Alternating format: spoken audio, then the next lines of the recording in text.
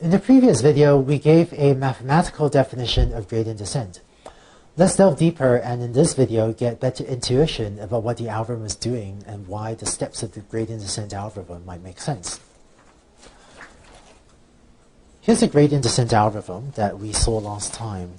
And just to remind you, this parameter or this term alpha is called the learning rate, and it controls how big a step we take when updating my parameter theta j. And this second term here is the derivative term. And what I want to do in this video is give you better intuition about what each of these two terms is doing and why, when put together, this entire update makes sense. In order to convey these intuitions, what I want to do is use a slightly simpler example where we want to minimize a function of just one parameter. So we have, say we have a cost function j of just one parameter, theta 1, like we did a few videos back, where theta 1 is a real number. Okay, so just again, so we can have 1D plots, which are a little bit simpler to look at. And let's try to understand what gradient descent will do on this function. So let's say here's my function j of theta 1. And so that's my, and where theta 1 is a real number. Right?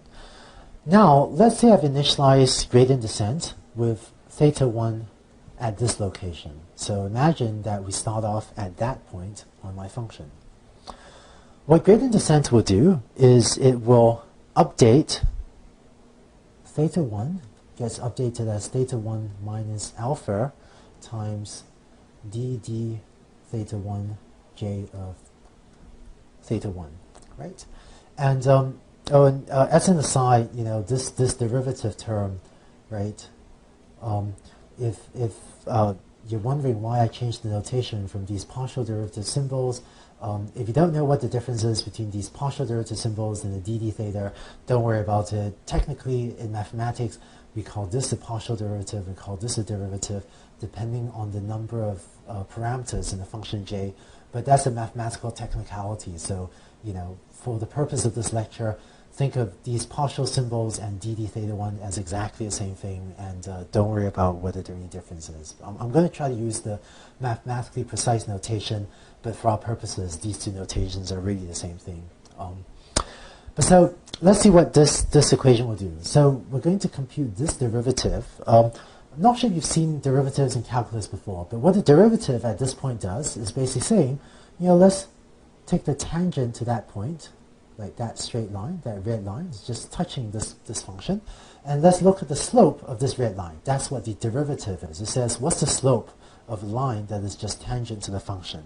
Okay, and the slope of a line, of course, is just, right, this height divided by this horizontal thing.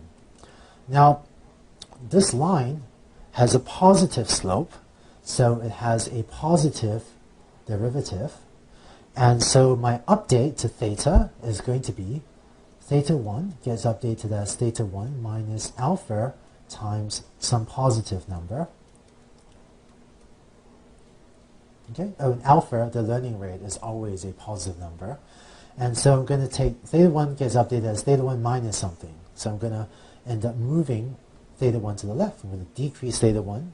And we can see this is the right thing to do because I actually want to head in this direction, to get me closer to the minimum over there. So gradient descent so far seems to be doing the right thing. Let's look at another example. So let's take my same function j. Let's try to draw the same function j of theta 1. And now let's say I had instead initialized my parameter over there on the left. So theta 1 is here. I'm going to at that point on the surface. Now my derivative term, dd theta 1 j of theta 1, when evaluated at this point, I'm going to look at, right, the slope of that line. So this derivative term is the slope of this line. But this line is slanting down, so this line has negative slope. Right? Or alternatively, I say that this function has negative derivative, just means negative slope at that point. So this is less than or equal to 0. So when I update theta, I'm going to have theta gets updated as theta minus alpha times a negative number. And so I have theta 1 minus a negative number, which means I'm actually going to increase theta, right? Because this is minus of a negative number. It means I'm adding something to theta. And what that means is that I'm going to end up increasing theta. And so I'm going to start here and increase theta, which again seems like the thing I wanted to do to try to get me closer to the minimum. So this hopefully explains the intuition behind what the derivative term is doing. Let's next take a look at the learning rate term alpha and try to figure out what that's doing. So here's my gradient descent update rule, right? It's this equation. And let's look at what could happen if alpha is either too small or if alpha is too large. So in this first example, what happens if alpha is too small? So here's my function j of theta. Let's say I start here. If alpha is too small, then what I'm going to do is going to multiply my update by some small number. So I end up taking, it's like a baby step like that. Okay? So that's one step gradient descent. Then from this new point, I'm going to take another step, but if alpha is too small, I'm going to take another little baby step. And so if if my learning rate is too small, I'm going to end up, taking these tiny, tiny baby steps to try to get to the minimum. And I'm going to need a lot of steps to get to the minimum. And so if alpha is too small, gradient descent can be slow because it's going to take these tiny, tiny baby steps. And so it's going to need a lot of steps before it gets anywhere close to the global minimum. Now, how about if alpha is too large? So here's my function j of theta. Turns out if alpha is too large, then gradient descent can overshoot the minimum and may even fail to converge or even diverge. So here's what I mean. Let's say I start off theta there. It's actually pretty close to minimum. So the derivative points to the right, but if alpha is too big, I'm going to take a huge step. Maybe I'll take a huge step like that. Right? So I end up taking a huge step.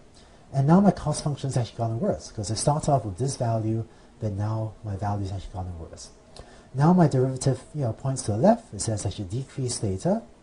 But if my learning rate is too big, I may take a huge step going from here all the way out there. So I end up going out there, right? And if my learning rate is too big, I can take another huge step on the next iteration and kind of overshoot and so on until you notice I'm actually getting further and further away from the minimum. And so if alpha is too large, it can fail to converge or even diverge. Now, I have another question for you. So this is a tricky one, and when I was first learning this stuff, it actually took me a long time to figure this out. What if your parameter theta 1 is already at the local minimum? What do you think one step of gradient descent will do? So let's suppose you initialize theta 1 at the local minimum. So suppose this is your initial value of theta 1 over here, and is already at a local optimum, at a local minimum. It turns out at the local optimum, your derivative will be equal to 0. So let's look at that slope, right? It's that tangent point. So the slope of this line will be equal to 0, and thus this derivative term is equal to 0. And so in your gradient descent update, you have theta 1 gets updated as theta 1 minus alpha times 0. And so what this means is that if you're already at the local optimum, it leaves theta 1 unchanged because gets updates theta 1 equals theta 1. So if your parameter is already at the local minimum, one step of gradient descent does absolutely nothing. It doesn't change the parameter, which is what you want because it keeps your solution at the local optimum. This also explains why gradient descent can converge to local minimum even with the learning rate alpha fixed. Here's what I mean by that. Let's look at an example. So here's a cost function j of theta that maybe I want to minimize. And let's say I initialize my algorithm, my gradient descent algorithm, out there at that magenta point. If I take one step of gradient descent, maybe it'll take me to that point because my derivative is pretty steep out there, right?